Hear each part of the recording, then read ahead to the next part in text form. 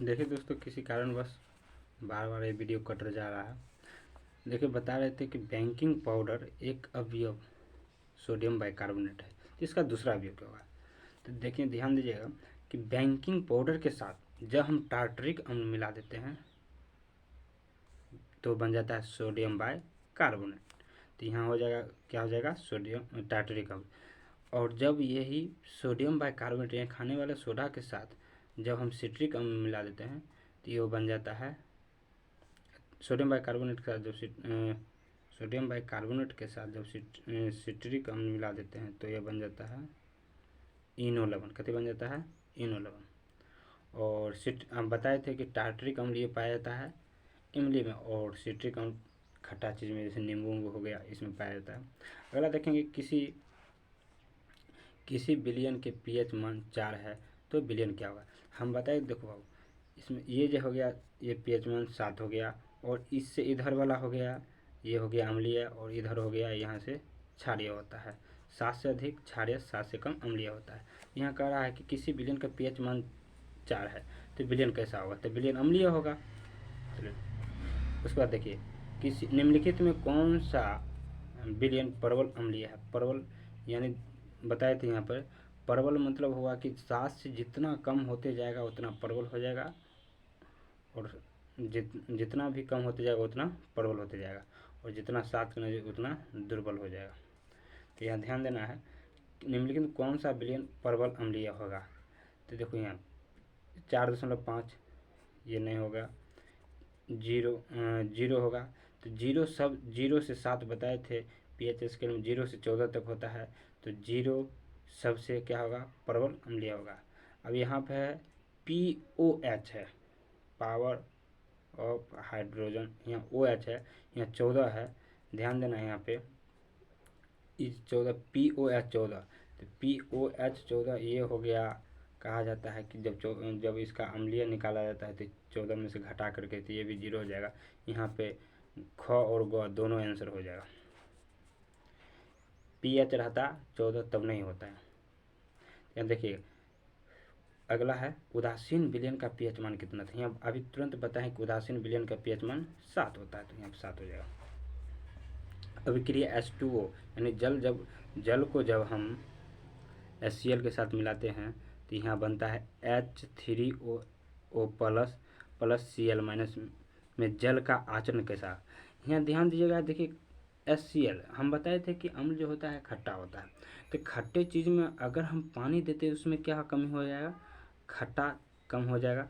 दही में अगर पानी देते हैं तो उसमें क्या खट्टापन थोड़ा कम होगा। तो खट्टापन कम होने का मतलब यहाँ पर वो पानी किसका व्यवहार कर रहा है, तो पानी यहाँ पर भस्म के जैसा व्यवहार कर, यहाँ पर पूछ रहा है कि कैसा व्यवहार करेगा, आचरण उसका कैसा है, तो भस्म के जैसा व्यवहार करेगा, क्योंकि खट्टापन उसमें कम रहा। अब देखिए, 1 विलयन में नीले लिटमस को लाल करता है। 1 विलयन जो है नीले लिटमस पत्र को, हम तुरंत ट्रिक बताए थे कि अनिला अम्ल नीले लिटमस को लाल कर देता है।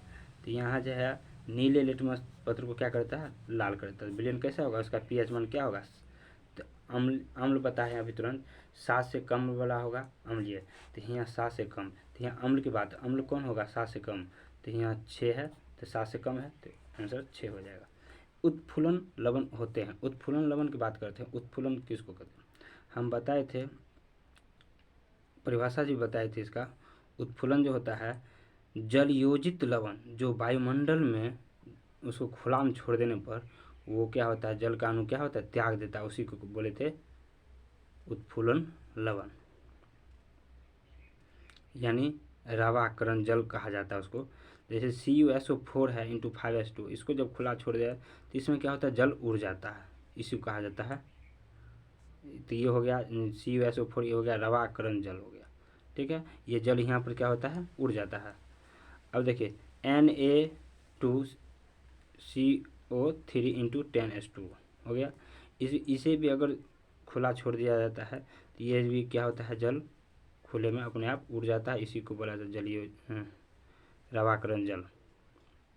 और रवाकरण जल, जब ये जलयोजित लवण जो होता है वायुमंडल, अगर इसको छोड़ दिया जाए खुले वातावरण में तो ये अपने जल को अणु को क्या करता है, त्याग देता है, इसी को कहा जाता है उत्फुलन लवण। तो यहाँ पर हो जाएगा जलयोजित लवण जो वायुमंडल में जल के अणु को त्यागते हैं। चल ठीक है। अगला है निम्नलिखित में किसकी प्रकृति अम्लीय होती है। तो हम बताए थे, देखिए अम्लीय होती है तो मानक रक्त का मान होता है 7.4 होता है, क्षारीय हो गया 7 से अधिक क्षारीय होता है। चूना जल भी 11 होता है, ये हो गया क्षारीय होता है। उसके बाद एंटा एसिड ही है, एसिड एंटा यानी उसका विपरीत यानी क्षारीय, तो ये भी हो गया क्षारीय हो गया। लाइम, यहाँ लेमन जूस होना चाहिए, क्या होना चाहिए, लेमन होना चाहिए, लेमन जूस। यहाँ लेमन जूस होता है, लेमन या नींबू बोला जाए तो ये एक तरह से अम्लीय होता है, तो यहाँ पर आंसर हो जाएगा लाइम जूस, लेमन जूस।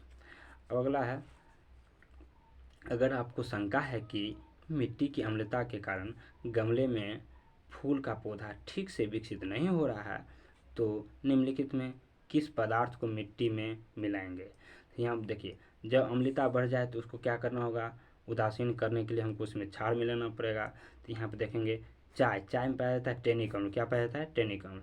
नमक ये हो गया उदासीन होता है, ये लवण होता है, ये न अम्लीय होता है न क्षारीय, ये लवणीय होता है, ये नहीं मिलेंगे। अब देखिए देखेंगे यहाँ पर चीनी एक ग्लूकोज को उसमें नहीं मिलाते, ग्लूकोज को ये नहीं है। यहाँ पर देखिए बेकिंग पाउडर जो होता है NaHCO3, ठीक है, बेकिंग पाउडर। तो ये जो होता है देखिए बेकिंग पाउडर ये होता है क्षारीय होता है, बेकिंग पाउडर क्या होता है, क्षारीय होता है, इसलिए यहाँ पर मिलाएंगे हम बेकिंग पाउडर ताकि उसकी अम्लता दूर कर सके।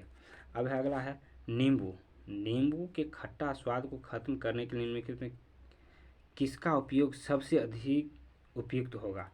नींबू के खट्टा को स्वाद को खत्म करने में किसका उपयोग, देखो नींबू होता है अम्लीय होता है और इसको जो है ख़त्म करने के लिए 7 से अधिक होता है, क्षारीय होता है, तो क्षारीय चीज़ को मिलाएंगे इसमें। तो देखेंगे इसमें इस 7 के बराबर ये उदासीन होगा, ये नहीं मिलाएंगे। इसमें देखिए चीनी नहीं मिलाएंगे। यहाँ पर देखेंगे जिसका pH मान 6 से नीचे, अम्लीय है, खुद ही नींबू खट्टा है, तो यहाँ पर हम अम्ल कैसे मिलाएंगे, 6 हो गया, ये 6 से नीचे ये नहीं होगा। हम देखिए एक पदार्थ जिसका pH मान 8 से अधिक, देखिए 7 से अधिक भी हो गया क्षारीय और यहाँ 8 से अधिक बोल रहा है, तो यहाँ पे आंसर हो जाएगा 8 से अधिक, ध्यान दीजिए। चलिए अब चलाते हैं रिक्त स्थानों को पूर्ति करें।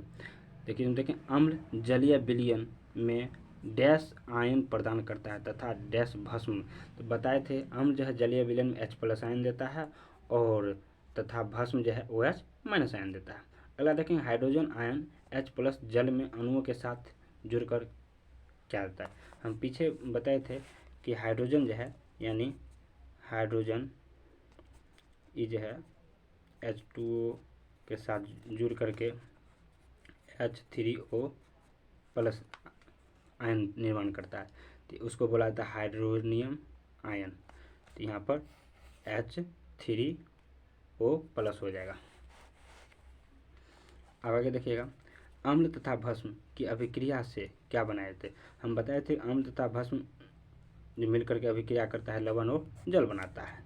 जल में घुले भस्म को क्या कहते हैं, क्षार कहते हैं। 6 से 8% एसिटिक अम्ल को हम सिरका कहते हैं और सिरका का उपयोग हम क्या करते हैं, अचार को संरक्षित करने के लिए इसका उपयोग करते हैं। अब देखिए 6 नंबर है कि लवण H+ को छोड़कर तथा डैश OH- को छोड़कर बने होते हैं।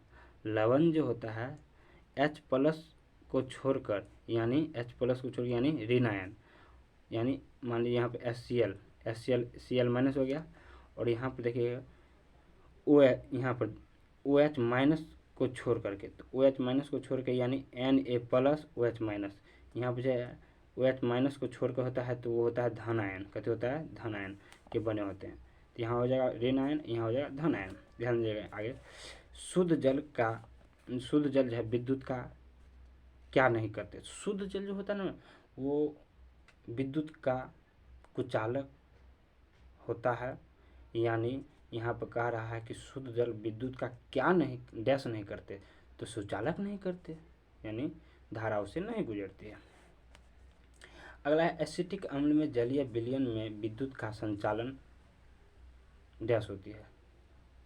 देखिए हम बताए थे जिसमें ज़्यादा H+ आयन देगा उसमें विद्युत ज़्यादा संचालित होगा, जिसमें कम। तो यहाँ बताए एसिटिक अम्ल है एक दुर्बल अम्ल है, इसलिए यहाँ पर कम मात्रा में विद्युत का संचालन होगा।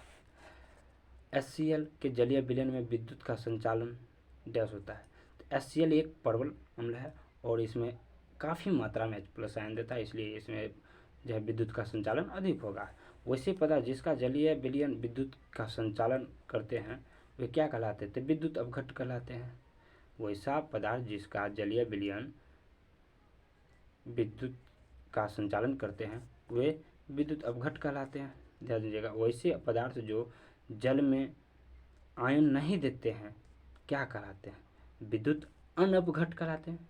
आयन नहीं देते हैं, विद्युत नहीं गुजरती, उसको कहते हैं विद्युत अनअपघट्ट कहते हैं। वैसे भस्म जो जल में पूर्णतः आयनित होते हैं वे क्या होते हैं? जो जल में पूर्णतः घुल जाते हैं उसको प्रबल हम कहते हैं, तो प्रबल भस्म कहलाते हैं। वैसे अम्ल जो जल में आंशिक रूप से घुलते हैं उसको दुर्बल अम्ल कहते हैं। जल शुद्ध जल का pH मान कितना होता है? तो 7 होता है। और विलयन कैसा हो जाता है? उदासीन। अम्लीय विलयन में pH मान 7 से कम होता है और भास्मिक विलयन जो होता है उसका pH मान 7 से अधिक होता है। बैंकिंग